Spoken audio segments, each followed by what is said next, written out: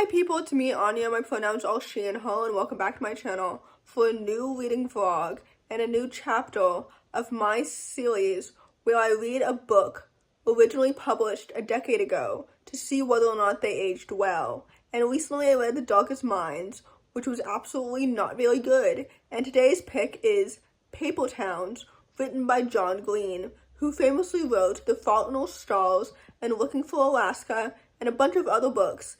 And I'm not quite sure if he stopped writing YA after Turtles All the Way Down, or if he has any future YA books, but I think currently he's not really writing YA anymore. I'm not completely sure because I don't quite keep up with him, really. I know that, people talk about him in relation to talking about, tuberculosis, as well as the fact that I think his brother is bisexual and he and his brother host a podcast together or something. I don't know. Again, I don't really keep up with him because at the height of his career, I wasn't really enjoying his books that much. I knew that he was a well-celebrated author, especially with the release of the movie The Fault in Our Stars and everything. But for me, I wasn't the biggest fan of his books necessarily, and I didn't really feel brave enough to express that opinion since so many of my friends have praised his books so highly. And even though I loved the Turtles All the Way Down movie, I didn't necessarily love his books that much. So anyway, with that said, I have super low expectations for Paper Towns, especially since I read Looking for Alaska for the first time a few months ago, and I feel that this plot will be very, very similar since I think it's about the same thing.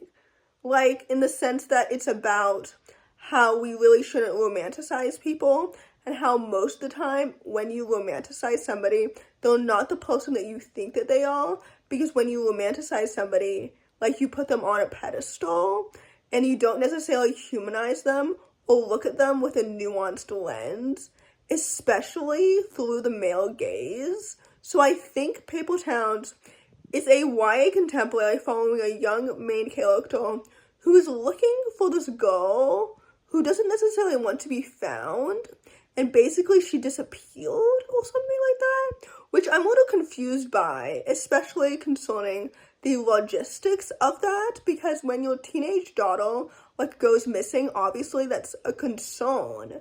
So I'm curious as to how the other people in the book, her parents, for example, react to this. Anyway, all that to say, I have super low expectations, but I am excited to start this book.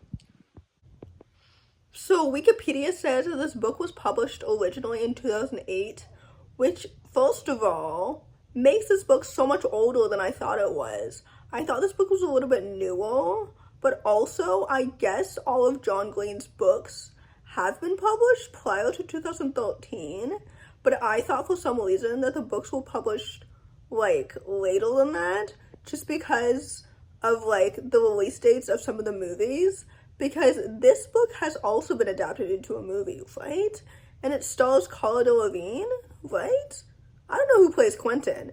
But anyway, all that to say, this book was published in 2008, which makes sense as to why the F-slur is in this book. Ew. And also, speaking of Quentin and his friends, I actually don't know if Radar is the only black character in this entire book, but I really don't like how the only black character so far is referred to by his nickname rather than his real name. I understand how high school boys nickname their friends and they just go by the nickname rather than their real name just because it's fun and it's lighthearted, and to them maybe it's not that deep. But I don't know, this irks me because as a black person, many times I've been approached by people who want me to assimilate to them and pander to them and use a shortened version of my name rather than my real name because it's easier for them, even though frankly my name is not that hard to pronounce. You know what I mean? That's what this reminds me of. And maybe sure, it's not that deep, but I don't know, it annoys me still. So anyway, there's that. So first of all, Ladle is not the only black character in this book because we've met his girlfriend who refers to him by his real name, Marcus. So we love that for them. Second of all, I've finished part 1 of this book so far, and I would say I loved Margot and Quentin's late night adventures. Like, I thought that was so wholesome and so fun. And I know that Margot's going to leave soon, so I'm glad that she enjoyed, like, her last night with one of her most genuine friends. Because the thing about Margot is that, like, she's this popular girl who hangs out with all these other popular kids who are bitchy and annoying, and, like, she just discovered that her best friend has been sleeping with her boyfriend. Ew, that's so odd. So naturally, like, she's full of adrenaline and whatnot, and Quentin sees her as, like, this super popular girl that he's always been kind of in love with since they used to be neighbors when they were younger. I guess they still are neighbors, but, like, they also used to be friends when they were younger. And, like, they're not really friends anymore since they both hang out with different people now that they're both older and in high school and everything. And I know that the point of this book is that, like, Quentin romanticizes her. And, like, he doesn't quite know her the way that, like, he thinks that he does. So I'm very intrigued by Margot's character. And I know that, like, it would be, I don't know, pointless to have this book in her perspective, because the point of this book, from what I understand, is that it's about how other people perceive Margot, not how Margot perceives herself. But anyway, I'm enjoying this book so far. Again, I didn't love the F-slur that I've discovered and keep encountering over and over again. But, like, I'm enjoying this book so far. And I think I prefer Quentin to the protagonist of Looking for Alaska right now, anyway. So, Margot's missing, and her parents sound terrible. Like, they sound so selfish and so annoying, and it's so abundantly clear to me that they never quite paid attention to their own child. And I know that they're sick of how Margot has run away like 5 times already. Or, like, this is her 5th time, I think. I think that's what they told the policeman. But anyway, like, I understand that they're annoyed by how frequent this has become. But, like, I don't know. I think that they're so annoying to me. And it's pissing me off. And, like, the fact that Margot has a younger sister is so incredibly important in this story, because when you're the oldest daughter and you have all these expectations and whatnot, and you feel very trapped in this town, especially when you think everyone else around you is flimsy and fake and nobody knows, like, the real you. Like, I understand that Margot felt very, like, suffocated inside this town. I think that's what's happening here. But anyway, Quentin, of course, has not come to that conclusion yet, because he is so lovesick and annoying, and frankly, he thinks that Margot wants to be found. And not only does she want to be found, but that she wants to be found by him. Where the fuck did you come to the conclusion, sir? Like, where is your evidence? Your evidence is so subjective, and it's fueled by your emotions and how you're in love with her. Like, what are you talking about here, man? Anyway, all that to say, I guess he's gonna follow these clues and find her? What? Anyway, there's that. So, first of all, the R-word has made an appearance, naturally, because, again, this book was published in 2008. And the R-word was so prevalent in so many books published prior, I think, to, like, 2015, from my experience anyway, because I guess ableism was just so casual and normalized. I don't know what's going on. And now, of course, there's a resurgence of ableism lately, especially with Robert Kennedy being in charge of health in the United States. He's such an idiot. He is so incredibly stupid, in my opinion. But it makes sense that he is in charge of health, considering who is all president.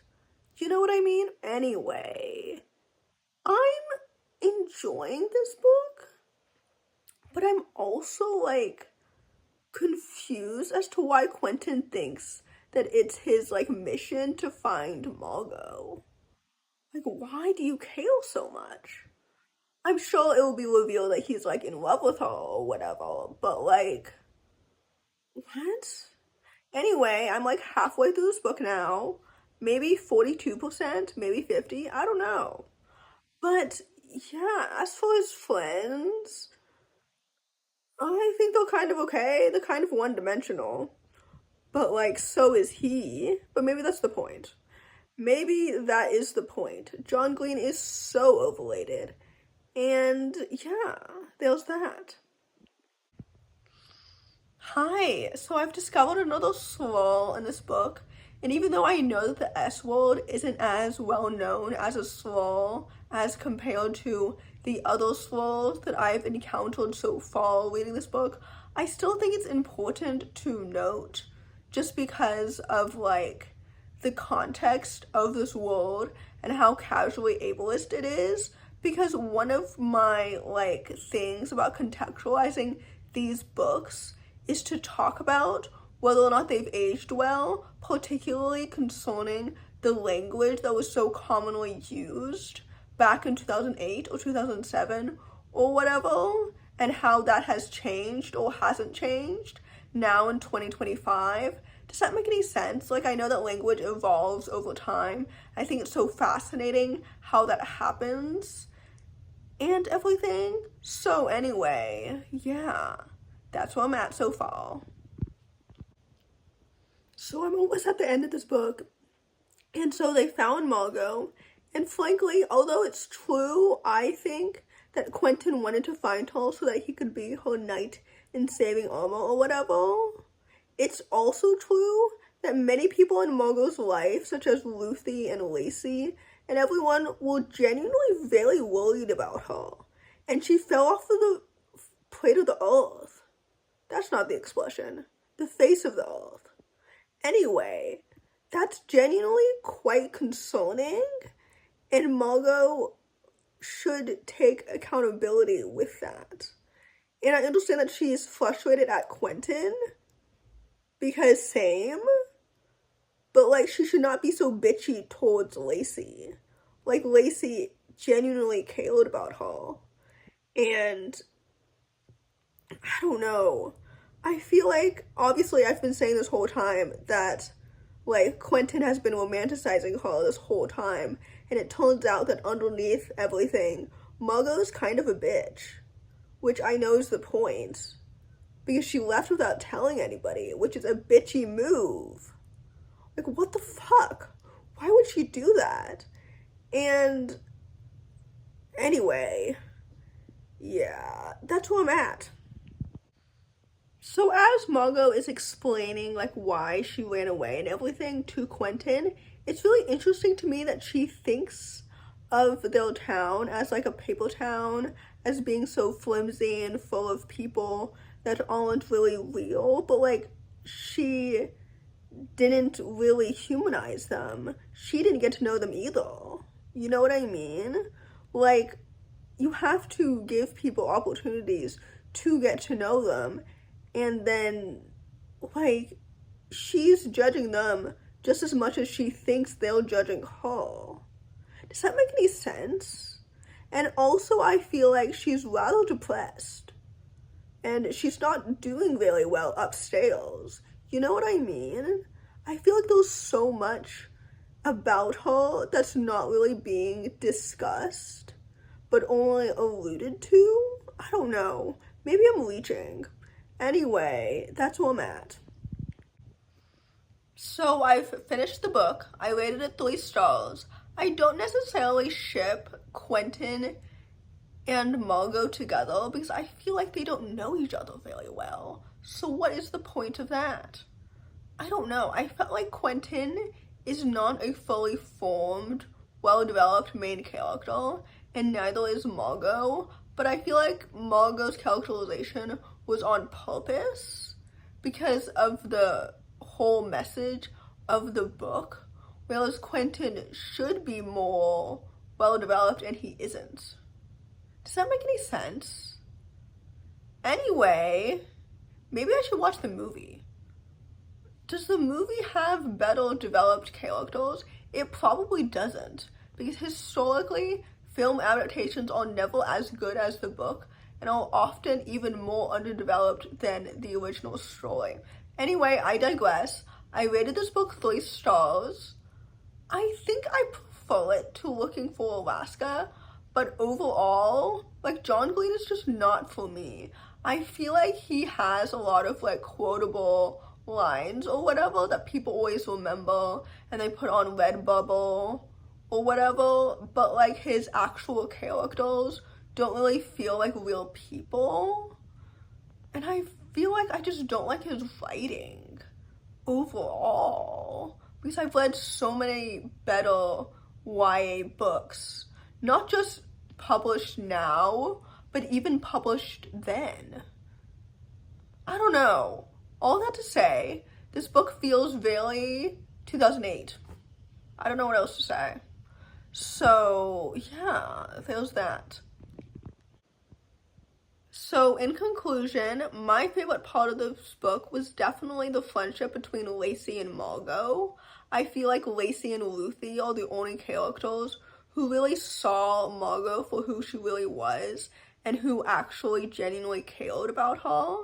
I kind of, like, am reminded of the main character from Catcher in the Rye when I think about Margot, except that that character, whose name I've completely forgotten, is a bigger dick than she is, because just because you're aware of the fact that you're an asshole doesn't make you a better person if you continue, like, making asshole actions.